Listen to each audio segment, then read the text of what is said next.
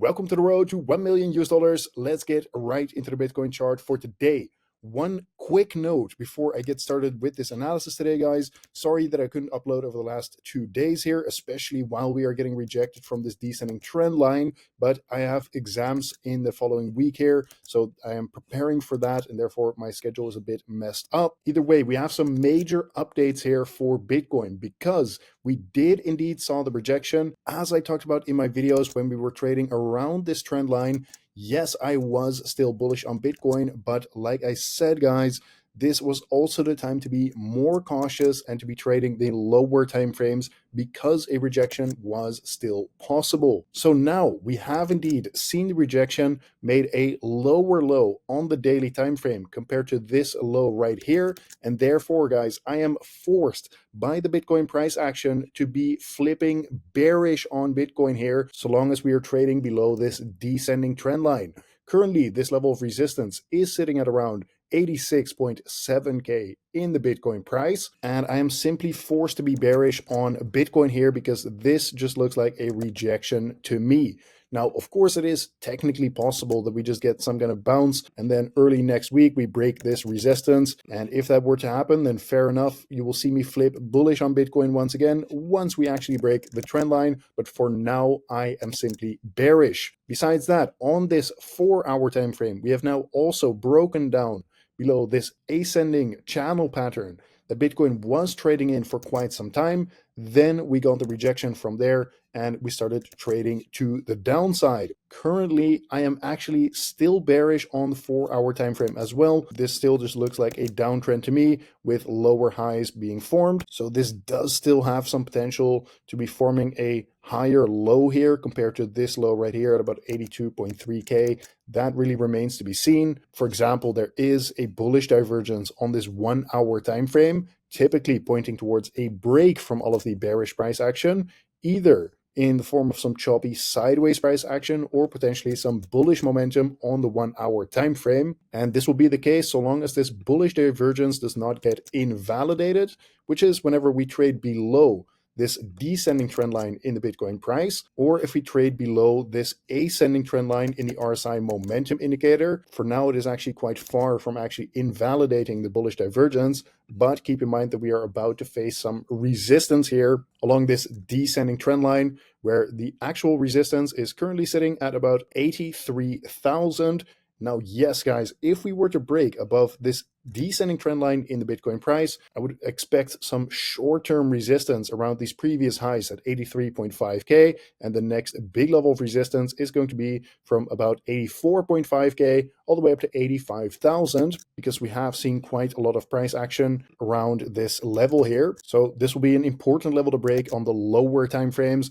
And this also currently at least coincides with this descending trend line in the Bitcoin price as well. So those are the levels of resistance that I'm paying attention to on this lower time frame right now. So to summarize all of this, yes, I am flipping bearish on the 1-day time frame. Yes, I am bearish on the 4-hour time frame right now.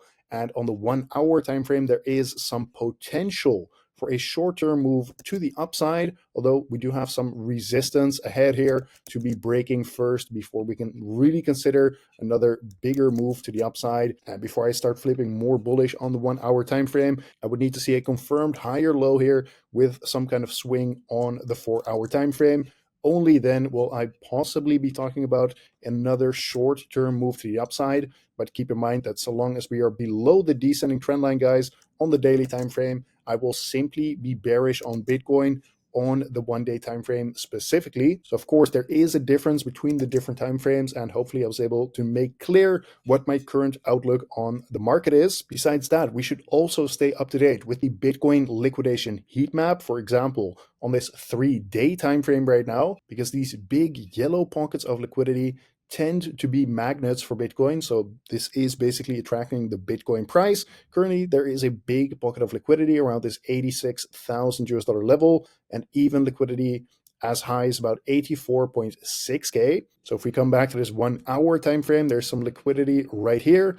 and there's some liquidity in this big level of resistance as well. So especially when we are trading in that big level of resistance, make sure to be paying attention to the Bitcoin price, because you can indeed see a rejection from here or from this descending trend line. Taking a look at the 1 month Bitcoin liquidation heat map, there is liquidity to the downside as low as about 81,000, where we have over $200 million worth of long positions that would get liquidated if the Bitcoin price reaches this level. However, we do also have liquidity to the upside, for example, sitting around this 89,000 US dollar level as well. But my opinion remains the same here, guys. So long as we are trading below this descending trend line, I am not looking for a move up to this level. Once we break it though, I would be expecting Bitcoin to be making much higher moves after that, but for now that is simply not the case. Besides that, we should also be checking back in with all of these Bitcoin CME gaps that are being created, because it is becoming a bit chaotic here on the CME exchange. We have a gap to the downside at about 82k. Currently we're trading at around 82.5k, so we might end up filling this CME gap as we are about to head into a new week of trading. That kind of remains to be seen, but I do think it is quite likely that this CME gap ends up getting filled. We also have a CME gap to the downside again at 79.5k. However, there's also a gap at 84k while we are trading at 82.5k. So again, a lot of gaps at the moment, and the biggest gap to the upside here is at around 95,000. Yes, I still think that this 95k gap is going to be filled at some point, but I will only start looking for this once we break the descending trend line on the 1-day time frame, like I said a couple of times before here. Either way, this has been today's market update. Don't forget to check out the Discord server with the link in the video description. This is one of the most active crypto trading communities in the crypto space right now. So as we are heading into this new week of trading, guys, come and check out this server. It is completely free to join, and you can check out everyone's analysis in here, or even just chat with me if you tag me inside the community, of course. Therefore, I highly recommend you come check it out. Regardless, if you do end up joining or not, thank you for watching once again, and I will see you tomorrow in the next one.